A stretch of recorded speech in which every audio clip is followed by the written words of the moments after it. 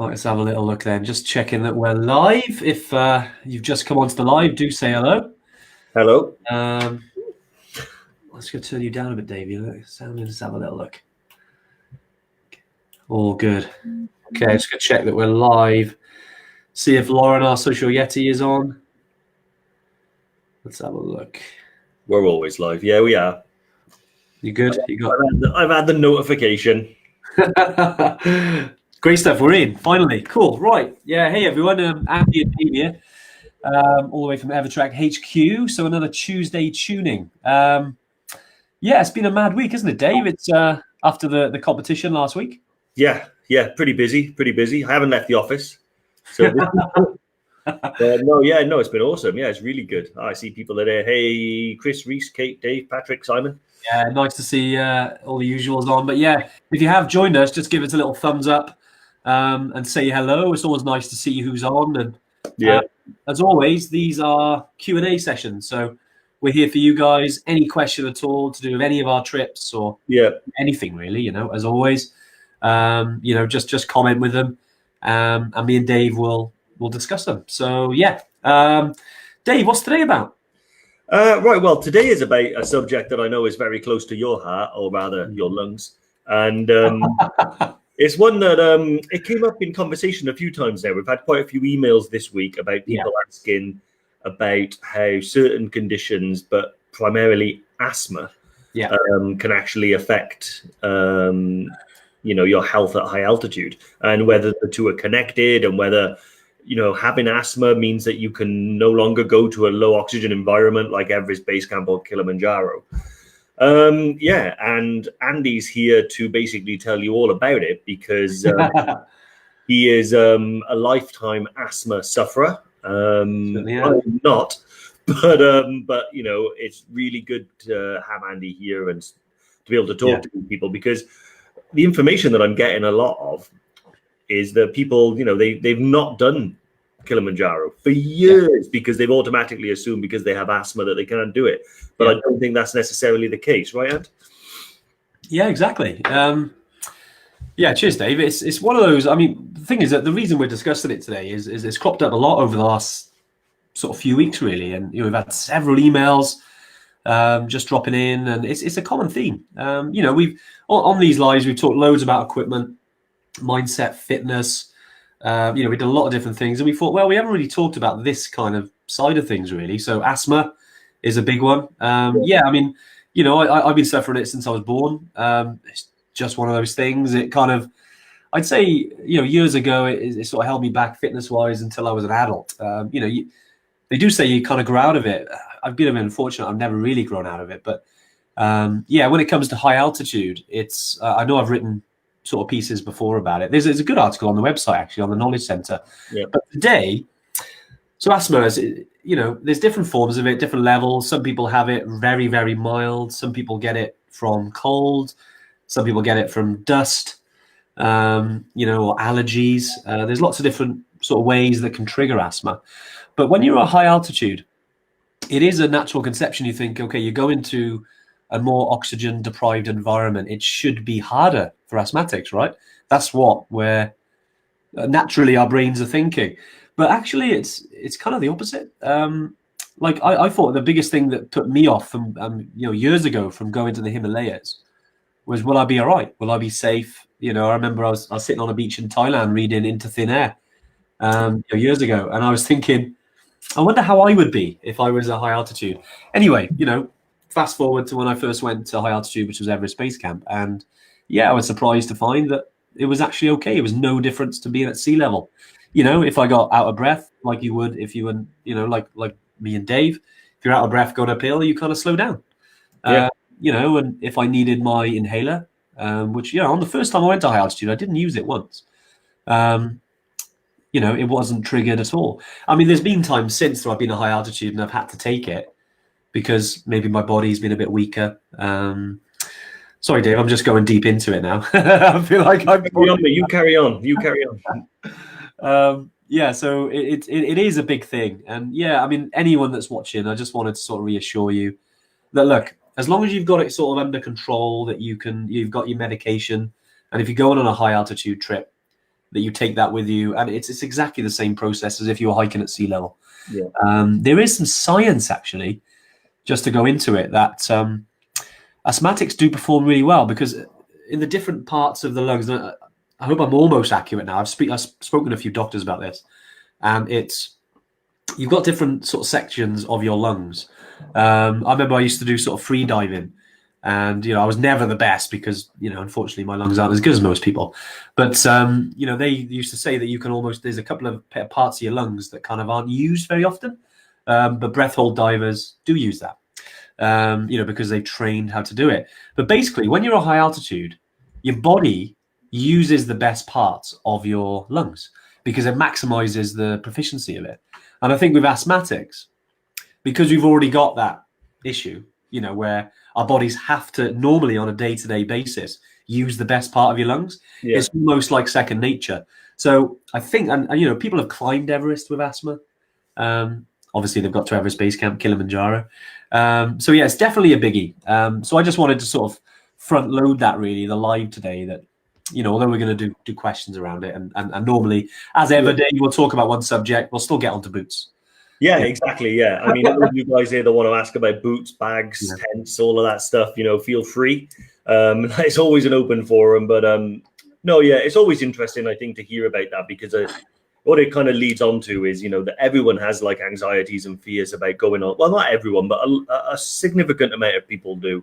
Yes. I noticed Max is on here as well. A big thing for him was fear of heights. Good to see you, Max. I've lost count of the amount of telephone calls I've had with people where we discuss, the exposure and heights and what the bridge crossings are like and stuff like that. Yeah. But ultimately, I think what we want to try and do, because anyone that's interested in anything like an adventure travel experience, Kilimanjaro, Everest, Machu Picchu, anything like that, they've always got the one thread that we've all got in common is we all have that sense of adventure lurking in the back of our head, driving us through this sort of thing. And I believe that nurturing that part of your body and that part of your brain can help you overcome almost anything. I mean, clearly, if you have asthma or anything like that, go see your doctor beforehand, and get whatever medication, help, and advice you need from a healthcare professional. But don't let it override that adventurous part of the brain that's like pushing you to do these amazing things. Because every time I think that we've reached sort of what's physically possible, some crazy person will come along and completely change my mindset on it. Like there was a guy, Iron Cowboy something his name is, I want to say Jones, but I don't know if it is Jones, 50 Ironman triathlons in 50 states in 50 days, and then Nims, all 14 of the 8,000 does in under 7 months, so whatever you guys do, we can usually find a way to do it. Yeah, definitely. So I know some questions just cropping up already. This is great, guys. Yeah, I say any questions, any of you watching the live, great to see some of you on. Kate, Max. Yesterday, just to drop in Wales, the national parks were open yesterday. Yep. And myself and Max, who's just joined us on the live, we went out and took on one of our sort of favorite peaks. And it was just nice to get out. First time in 4 months that we were out in the mountains. So well overdue, but it was fantastic. And all of you, I know it's kind of strange because it shouldn't be this way. I believe this, but I know all the different countries in the UK are kind of having their staggered lockdown releases. But enjoy that first hike when you get out. It's amazing. Yeah, I'm still waiting for a haircut, to be fair.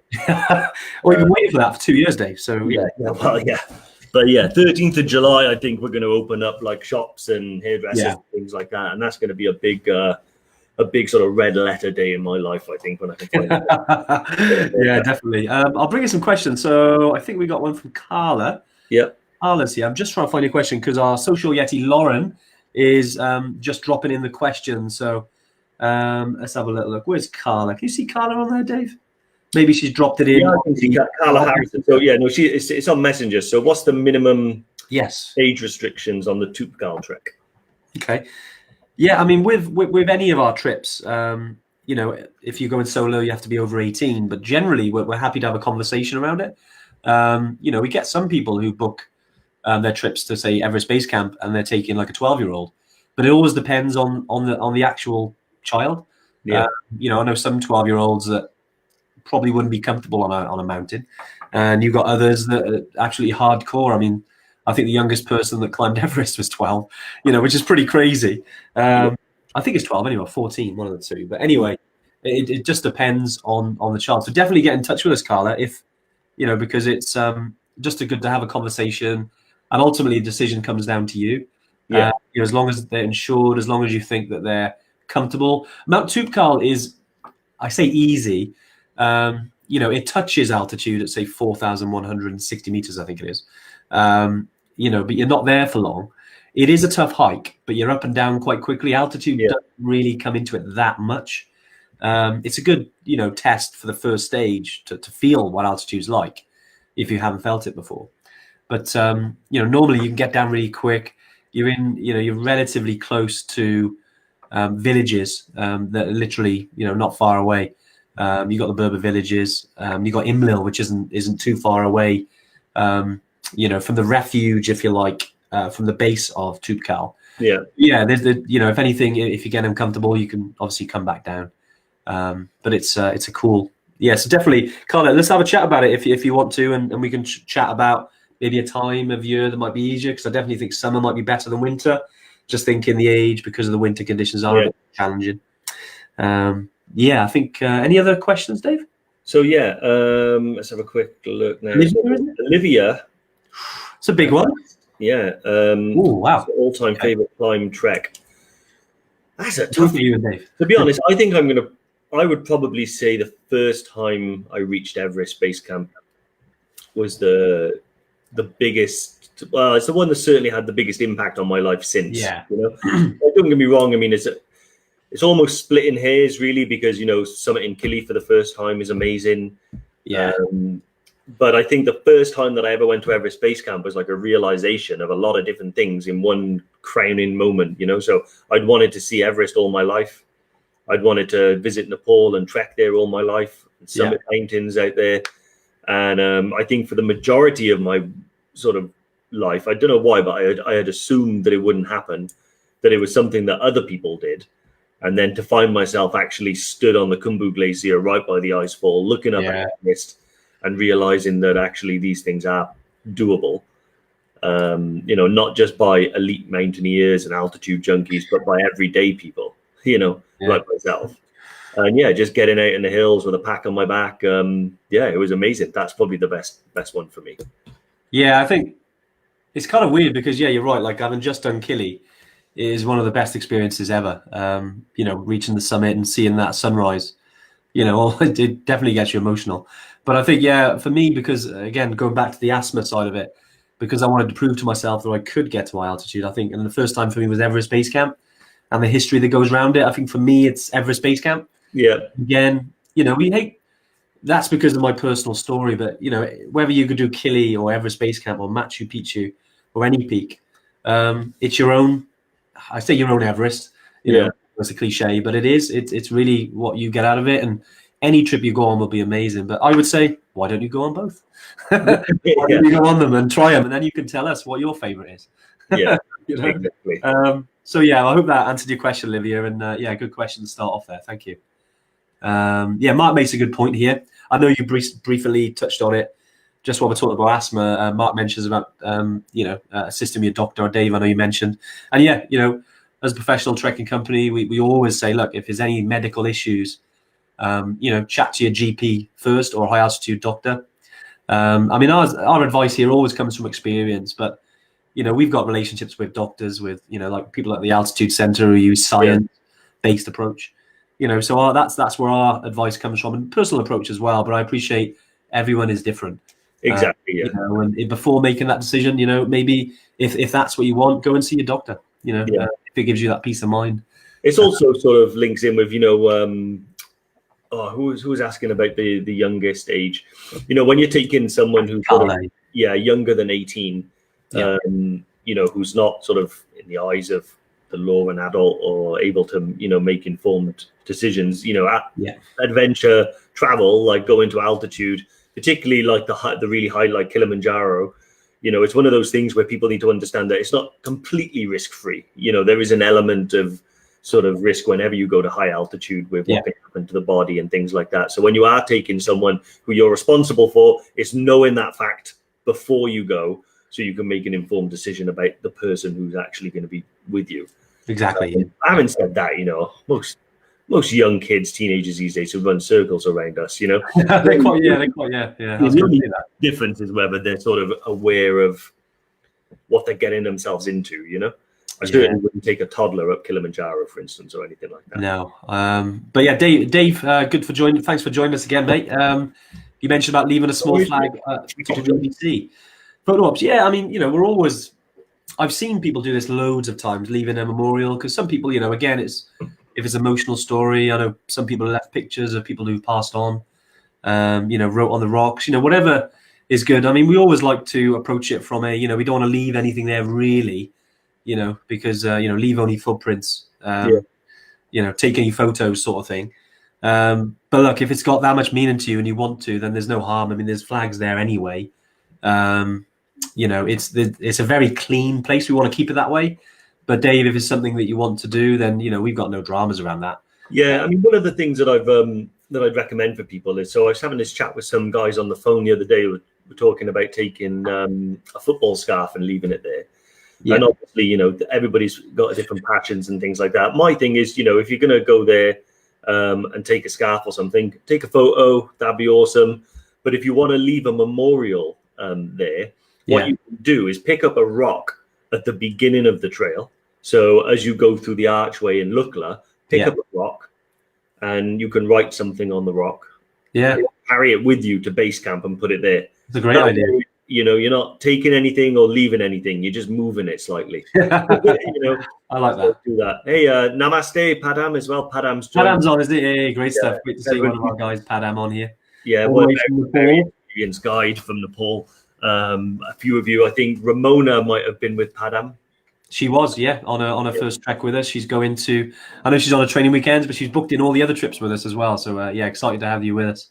Yeah. Leah has mentioned a couple of questions, but ever had an asthmatic whose trigger was the cold? Yeah, I mean, it's for me. Mine has always been the cold, cold and exercise. Those are the two things that for me. And so if you get if that's a normal trigger for you, what I used to do is wear like a neck buff, or if you're wearing a big jacket, so the cover comes up around here, always usually helps. The neck buff is big. It keeps the dust out, and it keeps you're almost looking after the core here just by having a neck buff. So that kind of helps definitely. But again, Leah, it's the same as if you're in the UK or abroad or Australia, US, South Africa, wherever you're from. It's the same as where you're hiking. Just make sure you keep that neck buff on. And how you approach it at sea level will be the same way as you approach it at altitude. Obviously, there's going to be some cold nights, but it's never stopped anyone from doing it. Yeah. Two comments here. Nigel says he's loving the tanker paintings. Thank you very much. So if I show you sort of the wall, that's your board of love, isn't it? That's the wall of love. So I've got the deity up there. That's a hand painted, the black and white with the red. That's Everest. And then other tankers and my mandala. And this is my Kili Summit certificate. But then you get one of those if you book someone else has announced when will the new Yeti be announced. And I'm assuming, I think I know what you're on about, but I'm going to pretend you're on about the Yeti that we asked you to name. You can't see it, but this is now a name here. This is now it's been chosen Betty the Yeti. Yeah, Betty the Yeti. I think they're on about the actual new Yeti that will. Oh no, I am aware of that, and I am aware of that. But it's an opportunity. I know Betty the Yeti is important to you, mate. Yeah, exactly. I mean, we need to prioritize here. New staff is one thing, but this is Betty. Olivia's asked another question about is it mostly people from the UK, mix of internationals, and how many in a group? Good questions. So yes, most people, because we're based in the UK and we primarily had loads of UK customers, but we've had loads of groups from the US, Australia, New Zealand, South Africa, Netherlands, Poland. We've over the last sort of 12, 18 months, we've kind of opened up a little bit and trying to expand. And at the end of the day, because we're a land-only operator, if you like, it doesn't matter where you come from. And, we're an inclusive company. It doesn't matter where you're from. Everyone has a laugh, has a great time. We've had some great mixed groups. you know, in terms of how many in a group. So yeah, it depends. We usually cap our trips at sort of 15. We've had to, due to COVID quite recently, we've had to almost think a little bit because of sort of lack of dates, and we had to move people. For instance, from Nepal, there was like 250, 300 people who couldn't go last April and May and summer, March. So they've now moved into sort of autumn and then into next year. So what we've done is we kind of run 2 groups parallel, you know, but generally it's 15 people is kind of the max. But on average, I'd say, Dave, 8 to 12 on average group size? 8 to 12, yeah, depending on the trip, you know. So if it's like, Everest Base Camp or Kili, you can pretty much expect 12-ish. Say ish because it might be 13 or 14, but generally 12. If it's like 3 peaks or Gokyo, maybe about 8. Yeah, it's usually a bit smaller, isn't it? Yeah. And then if it's like Ultimate Island Peak, that's like 1 to 4 usually. But sometimes we have like a group of 10, but you know, on average, 1 to 4. So yeah. Yeah. Well, whilst Olivia's on here, because she's coming up with some great questions, and we will go through everyone's questions. But I thought this is a good one for you. Was it? What happens if you have anxiety? Is it common for those with anxiety with regards to breathing? Is it any? So yeah. So I totally get the question, Olivia. So myself have had a generalized anxiety condition diagnosed since I was 18. Yeah. So I certainly am familiar with the problem. I think that controlling the anxiety when you're out there it's a bit of a difficult one. So I suppose if you have an anxiety attack at altitude, it's going to be harder to catch your breath. But it's about managing it all the way for me, you know. Yeah. So basically, day by day, step by step, you know, I talk to people. If I'm feeling anxious or something like that, I'll pull someone aside. It's usually I'm sharing a room with Andy, and I'll just say, "Oh man, I had a bad day" or whatever like that. Honestly, I think if you just focus on the reason, why you actually booked the trip and why you're there. You know, remember I was saying about that sense of adventure that's in the back that can get overridden by the fears that people have. Well, that comes from a lot of personal experience because it's, you know, I could have maybe gone to Everest Base Camp 10 years earlier than I did had I not let those fears like overrun my decision making. But now I think it's about having that sense of adventure, relaxing and accepting the environment that you're in, and also just educating yourself beforehand, you know, so you're not really surprised by anything. Altitude is going to make you feel weird. You know, your body is going to not react the same way as it does at sea level, but that's nothing to panic about, you know. Everything will return to normal as soon as you come down. So yeah, I think I try and concentrate on the fun aspect of it. I concentrate on the social aspect. I'll talk to people, and if I do start to feel like I'm having an anxiety attack or a panic attack in any scenario, the first thing that I'll do is just acknowledge it right off the bat and talk to someone about it, you know, and talk it through with someone. I know it's incredibly hard and not everybody's the same, but I think that trying to suppress those feelings doesn't really do much. To me, it's like shaking up a fizzy bottle with the lid on. Every time you suppress it, it just gets ready to go. Where if I am feeling unhappy, I mean, I'll give you an example. So April 2019, I had shingles before. And I went to base camp, probably still with, you know, literally the rash sort of went away about 3 days before I went to base camp. I didn't know that it can take it out of you for a long time. And I started to feel unwell, and I was having a lot of pain and stuff like that. And it started to affect me like that. And, you know, I just talked to Andy about it and register it and have someone with you that's there to kind of like let you know that it's normal. Yeah. Don't stay in your own head for too long. Just accept the world, beautiful as it is, and enjoy your trip. Nice. I can talk more about this, so if you want to have any we'll on it, but I've talked about that, Dave. We'll move on then. Niaz asked us general age group people on the trip. So across all of our trips, actually, it's generally between 35 to 55 on average. You know, we get a good mix. Like, it's not always, you know, full of youngsters or full of you know, people who are mature. I was trying to think of the word then. It completely missed me. But yeah, it's a good mix on all of our trips. You know, so definitely, you know, if age, if you want to know sort of a group that you're looking at or a date that you're looking at, and you're sort of saying maybe, you know, if you want to be with a younger group, you know, that's fine. We appreciate that. You know, ask us and we could have a look. But generally, you know, we like to think that you go on any group and you'll have a good time regardless of age. You know, some of our best friends are 20 years older than us. into when you're on a trip. It's great. It's good to have a good mix. The same with sort of split male females as well. We tend to get more solo females on our trip, whereas the guys always tend to go. I mean, I don't know why this is, but I've just talked about stats now. The guys always seem to go with a mate. We generally get that on our trips. I mean, we do get some guys who go on their own, but mainly it seems to be solo women. But yeah, what else questions have we got? Karen, yeah. I need to learn. She asked last time, and I was like, Bade or Badet. I'm not sure. But have we heard anything about COVID and how it's affected those people who have had it but not been tested, and whether that'll be altituded, and whether that has an effect with insurance and things like that? So the honest answer is, because it's new to everybody. You know? Insurance companies that would cover you for like helicopter evacuation to Everest Base Camp, I don't think that they would class that as an ongoing condition or a previous medical condition. I think the main things that affect you are like chronic conditions, like diabetes, heart disease, stuff like that is what tends to sort of cause the insurance people to go, But to be honest, I don't know. I think it largely depends on the individual and how they're feeling. Yeah. I know that it does, in severe cases, can cause some scar tissue on the lungs, which might affect your breathing for some time afterwards. Yeah. I think that if anyone has had anything like COVID and doesn't feel full fitness, and now booked on a trip, then we will move the trip. Because in my opinion, I think if you're not 100% in yourself, then it's best to sort of postpone and go when you are. Yeah, definitely. That's only from my own experience, going to base camp after shingles. I mean, I made it to base camp and I got down and I was fine. But it was a lot harder than I think it needed to be. Had I waited maybe 6 months, I could have gone and had a completely different trip, and it wouldn't have been as difficult as it was, and I could have enjoyed it a lot more.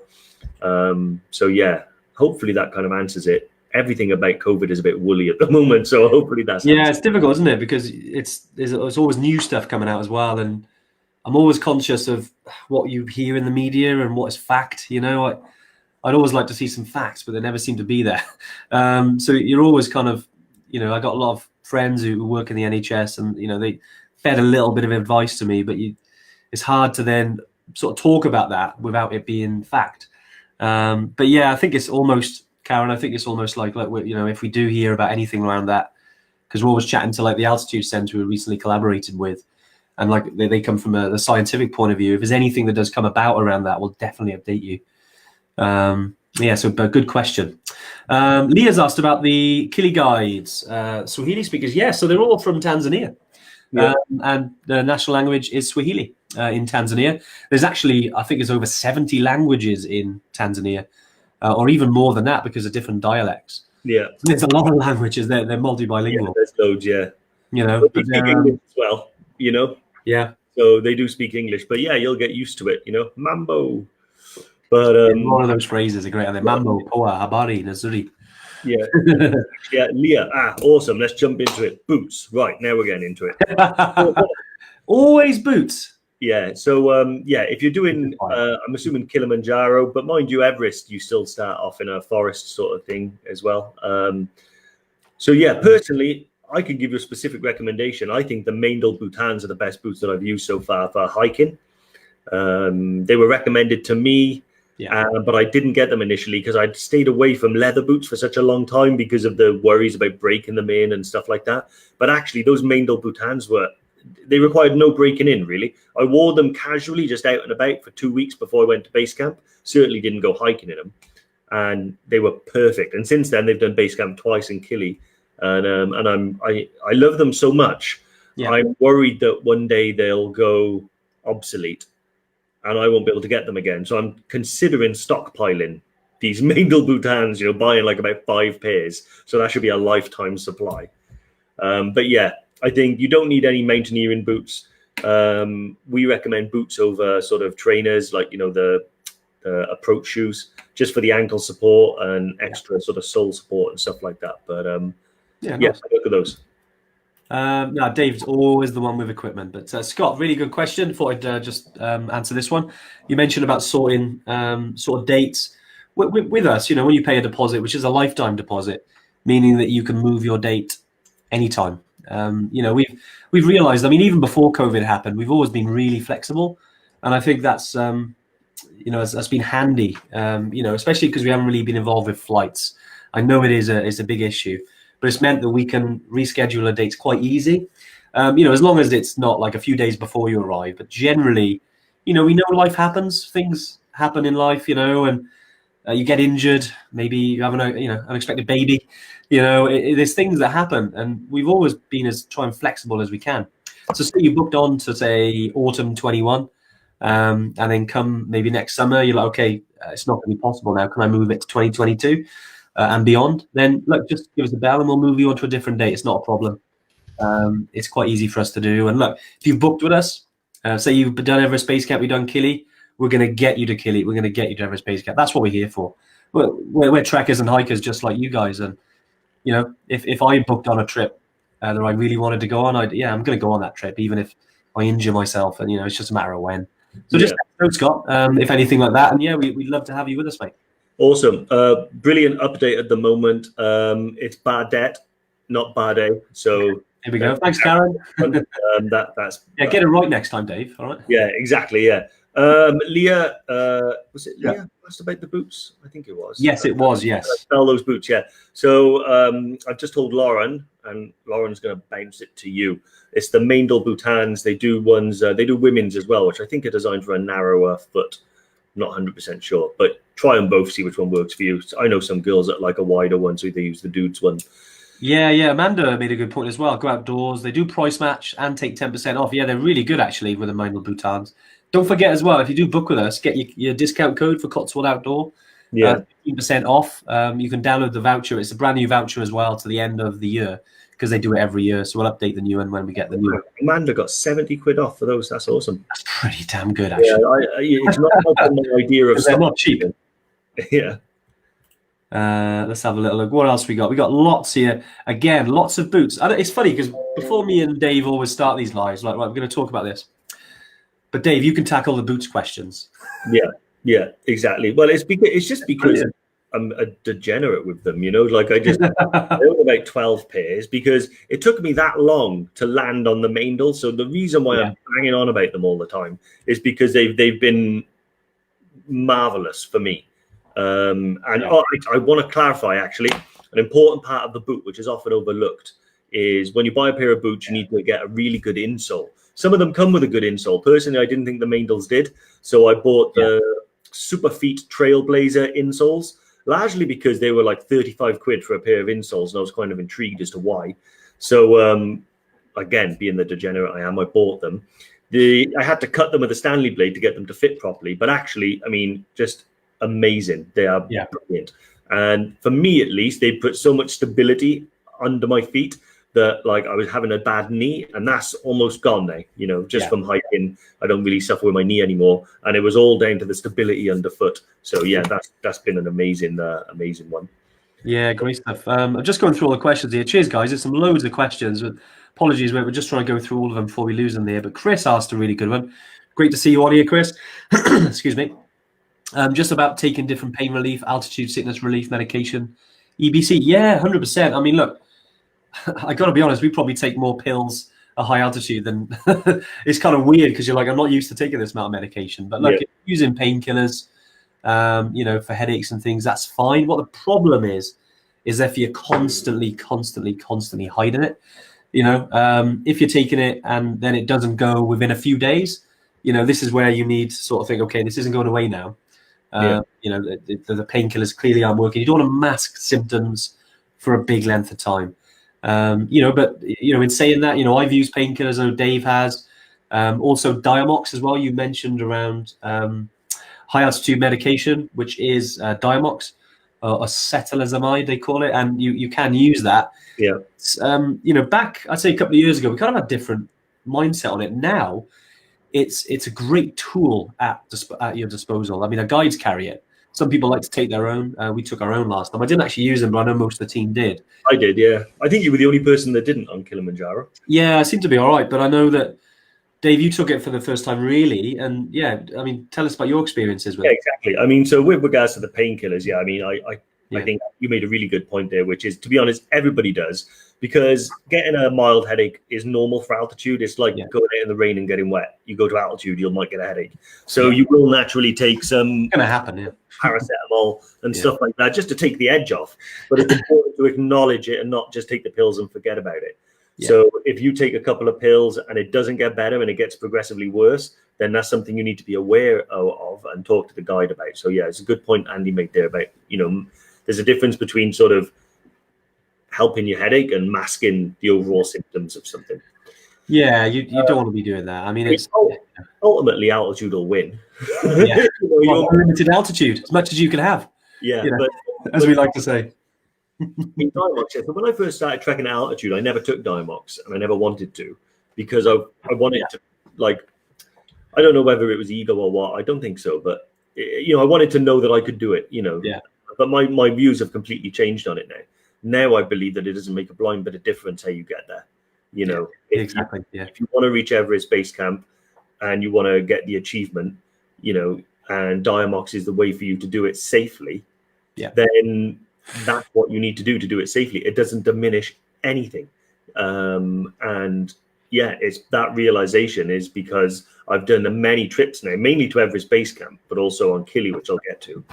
And I've seen people, upset in tears because they think the trip is over, because they're so resistant to taking the Diamox. And once you sit them down and you have a conversation, they'll take a Diamox tablet, and then they wake up the morning and they're feeling great again. Yeah. All of a sudden, they're able to enjoy the trip and shed a tear at base camp and achieve something amazing. And does it really matter?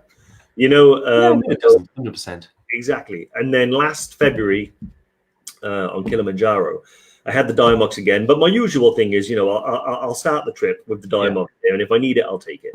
And I got to about day 4, I think it was, where we go up to Lava Tower. Yeah. Day 3 or 4. And I just started feeling unusual. I know how I react to altitude, and I wasn't reacting the same. I started to feel a bit like my gait was off, and I was a little bit dizzy and things like that. So, and I just thought to myself, well, I'm gonna do the safe and responsible thing, and I'm gonna take Diamox because I can look after myself. And if I'm feeling well and strong, I can also maybe look after other people. And everybody should think that way. Yeah. And Good I point. started half a pill in the evening and then half a pill the next morning, and I stuck to that routine until I got back down. Yeah. And I felt fine, and it made the difference. I was able to celebrate on the summit with Andy and the rest of the guys. Yeah. And it was amazing. So my argument is, yes, if you need Diamox or you want to take Diamox, or it's safer for you to take Diamox, 100% take it. If you have a bad knee, you'll take ibuprofen. If you have a headache, you'll take paracetamol. If you have altitude, you'll take Diamox. Just Mark Skinner, because he's caught my eye, will the GP prescribe it? They should do. Yes. Now, some don't, do they? Some don't like to. Yeah, the difference is that it's not designed for altitude. I believe it was designed for glaucoma. Yeah, epilepsy, is it something like that? Yeah, I think glaucoma and epilepsy, but it's now almost exclusively used, I think, for altitude sickness. Yeah, it is. To prevent altitude sickness. But not every GP is an altitude specialist. They don't know what its use is for, and they're a bit reluctant to prescribe you something that they're not sure about. So what I recommend is go to a travel clinic like Nomad, and you can go in there and meet a nurse who's a travel specialist who understands altitude and altitude sickness and the Diamox, and they can prescribe it for you, and everything else as well, like your malaria pills and all that sort of stuff. Yeah, exactly. Yeah, good point, Dave. I'm just going to bring it in here before it disappears because I saw it. Brian, current feeling, viability of the autumn book trips. Yeah, big question. So basically at the moment, Brian, I know there's been a few people here who have sort of asked about it. We're really positive about going ahead. I mean, at the moment, Nepal are opening their borders the end of this month. So we're quite excited about that. The issues are always, you're wondering, is there going to be a second spike? Because you just don't know. I mean, we're like you guys. We're waiting for the government and we're waiting for different things to come about. I suppose the benefit we have, we're constant communication with all the countries' tourism boards, through our suppliers. So we kind of get information quite soon. Yeah. We're hoping that the 2-week, the 14-day quarantine is over by that time, because it means that if you come back, you don't have to quarantine for 14 days. Yeah. But as far as we're concerned, it's almost like our trips are going ahead at this moment in time. But we're always, that's why we're offering the flexibility. If you're not happy with waiting, then you can reschedule. There's no charge on that. There's nothing at all. Like we said earlier, we want to get you to these places. If you've booked to go to Everest, if you've booked to go to Kili, we're going to get you there. It's just a matter of time. So, you can reschedule if you need to, although you don't have to, because, they're going to be going ahead at this moment in time. So, yeah, we have big confidence. I mean, every day we have a chat about it, and we're speaking to our suppliers in Nepal, our people in the other countries, and, any major update, if they said, okay, it's definitely not going to happen, then we'd let you guys know. But I know it's like, it's difficult, the uncertainty at the moment across everything. I mean, you can see that the sort of trend is going really well, but you just never know. So we like you guys, we can't wait to get back on these adventures. It's what we're here for. So yeah, we'll definitely update you as soon as we can. So I hope that answers your question a little bit, Brian, and the rest of you that mentioned that one. Awesome. Dave, I'm just going through because Bardette has asked, what about dodgy knees on the descents? Do poles make a big difference? Yes. Okay. Yeah. They definitely make a big difference. There's some statistic out there where they take something like 30% of the impact and weight off your knees when you're going up and down. Yeah. I find them pretty helpful for going downhill, particularly on Kilimanjaro on the way down. It's quite loose terrain. So being able to put them out in front of you and get your arms involved, makes sure that not all the weight and pounding is on your legs and your knees. So it can make a huge difference. The biggest thing you can do though is go slow and methodical. Make sure you place your feet in the right place and stuff like that. It's quite hard at altitude because you get tired and fuzzy headed. So you see people trip. But it's just about taking time just to plant your feet safely and use the poles. I always recommend poles. I never used to use them. Yeah, you didn't do. Yeah, I'm the same. I use them all the time now. But yeah, like when I was, in fact, I'm 37 now, so closer to 40 than I am 30. When I was closer to 30, I wouldn't use them. Now I'm closer to 40, I'm starting to, because the joints are not as good as they were before. But no, good man. No, but they do make a difference. You definitely make a difference. I've noticed that because I always used to like to have a hand spare, just in case, or I had the GoPro just holding it up. But now I use two, and it gets you in a bit of a rhythm as well. You can get in with your breathing. Yeah. And sometimes that's kind of easier because once you're in a rhythm and you just get used to it, you can just take it all in. You tend to acclimatize better, to be honest. Yeah. But yeah, some good questions coming up here. I know someone asked about, was it are there any side effects to Diamox? I think it was Tony mentioned it. Tony, I'm just trying to find your question here. So yeah, with Diamox, there are some side effects. It can it's a diuretic, so it makes you wee more. Yeah. You've got to drink more water, and at high altitude, you're already drinking 3 to 4 liters. You've got to add another liter onto that. That's a kind of biggie, really. Other than that, I mean, some people do say that it kind of masks the side effects. It masks or it makes you mask symptoms, or it makes you unwell. Never really seen that, from experience. But again, it's like any drug that you take. There's always going to be some side effects. You get, say you even pick up paracetamol, and you've got that little list. Yeah. Side effects that can happen on there. It's very similar. Very, very, very rarely will you have any bad side effects to it. Yeah. I've had my family who I've put on Diamox, some of my best friends. I'd take it if I had to. I've taken half a pill once at Gorekshep. I just needed a good night's sleep, because I had a resting heart rate of 130, which was like, okay, this isn't right.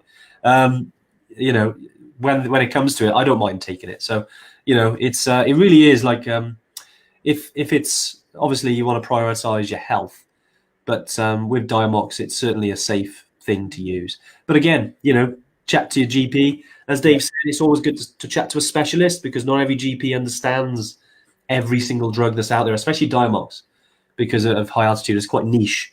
So definitely speak to a travel specialist or a high altitude specialist if you can. Yeah. Yeah. So another one is,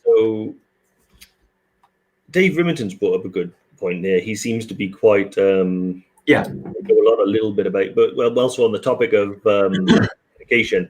And I think Chris Tom asked about what vaccinations and things that you have as well. So we may carry on that theme. Yeah. with regards to the anti-malarials, I've only Yeah, tried Fanatic, yeah. I've only tried doxycycline or Silene, Yeah, and Malarone. Malarone, yeah. In my opinion, I didn't really have any major side effects. I know one of them, Larium, I think can cause some degree of psychosis. So I Yeah. thought, I'm not going to have that one. But yeah, so the doxy, the only downside with that is I believe that's an antibiotic, and it attacks the malaria in your blood. So you have to take it 2 weeks before, and then for a month afterwards. So 4 weeks after you get back, you're still taking this antibiotic because it can take that long for the malaria to reach the blood where it gets killed off by the doxy.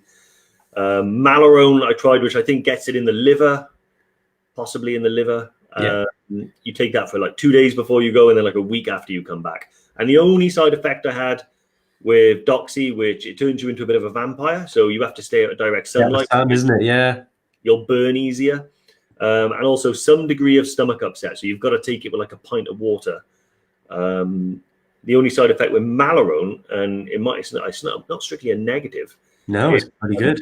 Yeah, you have like some pretty mental dreams, you know, being transported into something like a Lord of the Rings every night when you go to sleep. You know? It's pretty crazy, yeah. It does mess with your head a little bit. But again, you know, there's side effects to every single drug out there. But Doxy and Malarone are two of the safest. Yeah. You know, definitely like, you know, for ladies out there as well, if you're on the pill, you know, or you just basically have a chat with your GP or travel clinic, and they'll give you the relevant, you know, the relevant sort of anti-malarials, because some anti-malarials do play, they affect the pill. So definitely have a chat with your GP or travel clinic if you're going to like Tanzania, for instance. You don't need them if you're going to Nepal, but mainly Tanzania, you do need anti-malarials. Yeah, exactly. And then, so for the other things that you need to do, one of them, the first one that most people ask about is rabies. Do you need a rabies vaccination to go to these countries? Well, rabies is considered an optional one because it's there, but it presents a low risk. And that's for Tanzania and Nepal, and any of the countries like that we go to. Yeah. So it's really up to you, and you need to make a judgment call. We can't make it for you, and no one can. I'm fully vaccinated against it because I have a slight problem with petting animals that I see. You know, like if I see a dog on a trail, he's getting a ruffle. Yeah, you're in there, aren't you? Yeah. So so if I see a dog, he's getting petted. I'm making friends with that dog. So I've got myself fully vaccinated.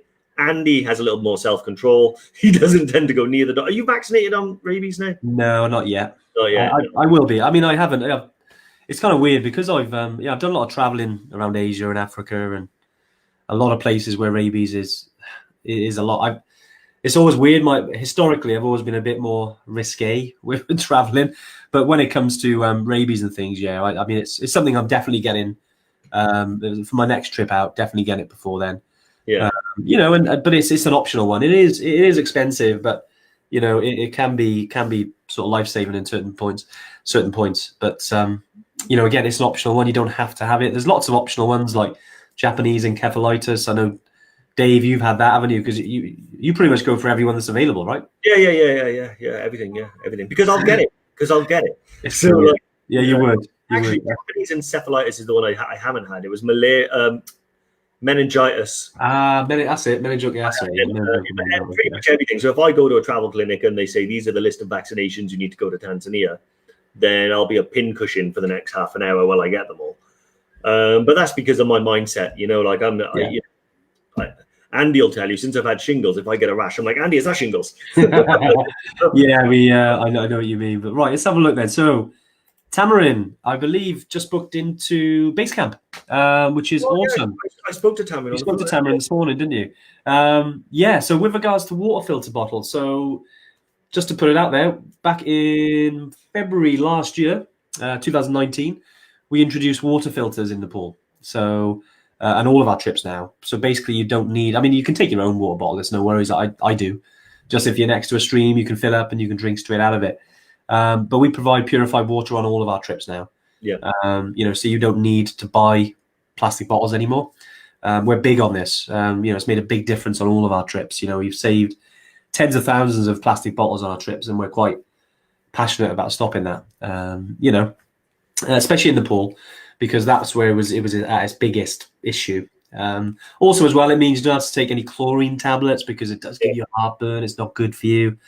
But yeah, in terms of water filter bottles, we've definitely, we've used them ourselves. So take one, but you don't need them because you can just use our water filters that the guides actually do it all for you. Yeah, to be honest, I carry one. I've got a life straw. Excuse me.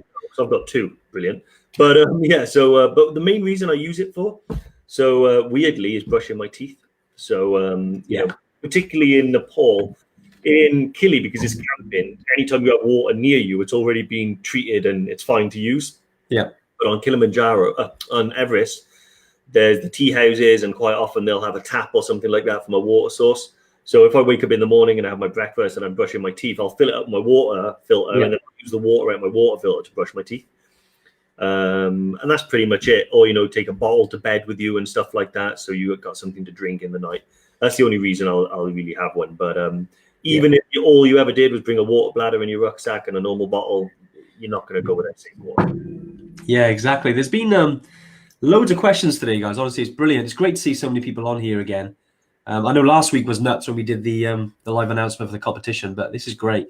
We did have a question from Niaz again. He asked, sorry, Niaz, we sort of bumped over your question there, but you meant what would the expected equipment cost for a trek and for a sleeping bag and jacket? Well, if you're going on to Nepal, the sleeping bag and your down jacket are actually included in Nepal, so you don't need to buy them. You can use ours free if you like. Some people like to get their own just because hygiene or just because they want to get one. It's like as soon as you book a trip, you feel like you need to go to buy all the equipment. Just it's part of the journey, isn't it? I love doing that. But if you want to save a few bob, you can use ours in Nepal. In places like Kili, Morocco, Peru, at the hotel, there's actually a space where you can actually rent those if you don't have them. Very cheap. You're talking like for instance in Kilimanjaro, I think it was only about £20, and you could hire it for the whole trek. Which is peanuts really, and then you don't have to worry about carrying it over there and sort of getting yours dirty if you like. Just use ours. So yeah, there's one. I hope that kind of answers your question with regards to like cost of all your equipment. It depends on what you own, but generally, with regards to your equipment, if you're already into hiking in the UK or wherever you are, you've probably got most of it anyway. Yeah. Because you don't need any. Dave mentioned earlier, you don't need any technical gear really. Unless you're doing anything like Island Peak or Mera Peak, or soon to be Aconcagua. There will be where you might need some sort of climbing equipment. You don't really need any other equipment, technical equipment as such. So again, when it comes to costs, it depends on what you already own. Obviously, the more you need, then the more it'll cost. We do have we do have an equipment list on our website on our knowledge center. I don't know if the Social Yeti's on here, but she can find that article and post it up. Yeah. Also, down the Cotswold Outdoors. Don't forget that. Excuse me. If you do buy anything from Cotswold Outdoors, you get 15% off. The code is in your members area. If you haven't got a members area, then email us and we'll speak to you about it. Yeah. But yeah, I mean, exactly. You don't have to be like, although I have a lot of equipment, I'm not an equipment snob, So like, if I can find something that works just as well, that costs me a £5, then I'll buy it. Also, it all depends. Like if I need something quick and I'm only going to use it once or twice, I'll just get the cheapest stuff that I can get, just to get by. Because we tend to use that kit a lot, and I like it to last years. Then I have found that the more expensive stuff that you buy just lasts longer because it's better made and have better materials and stuff like that. But certainly, if you're just getting started, you don't have to spend a huge amount. I used to get all my base layers from Aldi. Yeah, you did. Yeah, before the first base camp trip, right? Yeah, exactly. Yeah, and they were great. I still use some of them now, to be honest. But that's. Sorry, I just saw Reese's comment there. Is it true you buy everyone's beer on the trip? I'd love to, Reese. I'd love to. If you're ever out hiking with me or anything, I'll definitely buy you a beer. He said all the beer. All the beer. Wow. Okay. Not all the beer. Not all the beer, unfortunately, Reese. But no, we certainly like to keep hydrated and make sure that on an altitude trip, we're always sort of keen to point out that you don't want to drink on the way up, but once it's done, on the way down, having a beer and celebrating your achievements, what you want. It's great. I mean, we always tend to have a few beers after, even if it's in the UK, on our training weekends, we tend to, after a full day's walking, we'll go and sit in a nice little country pub and dissect the day over a pint of Guinness. Brilliant. Or maybe some kukri rum. That's a different story then. There might be some dancing involved, Dave. Actually, hang on. So yeah, there's a special. You've got your little, that's a little gift from Nepal, right? Little gift from Nepal, yeah. So when I was there in October, Anuj gave me this. It's a shame to drink it. I thought about just filling it with Coke or something, but yeah, that's the kukri of kukris, that bad boy. That is very, very high end. Well, look, we're going through now. I think we've answered all the questions there, Dave. But look, it's been awesome to have everyone on again today. I know we've been almost an hour again, but so these fly by, these Q&As. Crazy. I hope that's been valuable for you. Apologies if there's certain questions as we're going through we haven't picked it up, but we will try and sort of go through. If you have any big ones, don't forget you can just go onto the website, use the messenger bot, send us. There's a messenger at the bottom right. Just send us a little message there. Email info@evertrek.co.uk, or even send us a little Facebook message to the inbox, to the EverTrek page. But yeah, Dave, it's been great. Another good one. Nice to talk about asthma, and obviously eventually we went on to equipment. Yeah, it's awesome. I did notice earlier that Olivia and now Kim has said it. Do we podcast these episodes? So yeah, if you check out the Mountain Malarkey podcast, on wherever you get your podcasts, so Apple Podcasts or wherever, Spotify or anyway. Mountain Malarkey podcast is our podcast, and all of these episodes, including some that we record specifically just for the podcast, are gonna. In fact, we're gonna do a podcast this week, aren't we? And we're gonna record. Yeah. So separately, I mean, we put these as podcasts because we had some feedback. We also on YouTube as well. So if you don't quite, you can rewatch these. We will pop them into YouTube normally by Thursday. We appreciate not everyone's on Facebook, so we always put these on. And then plus we've had people saying, look, go into the gym, can you podcast? So we put them on podcasts, so you can just listen to us instead of just watching. But no, it's been great. It's been really nice. Great to have so many questions.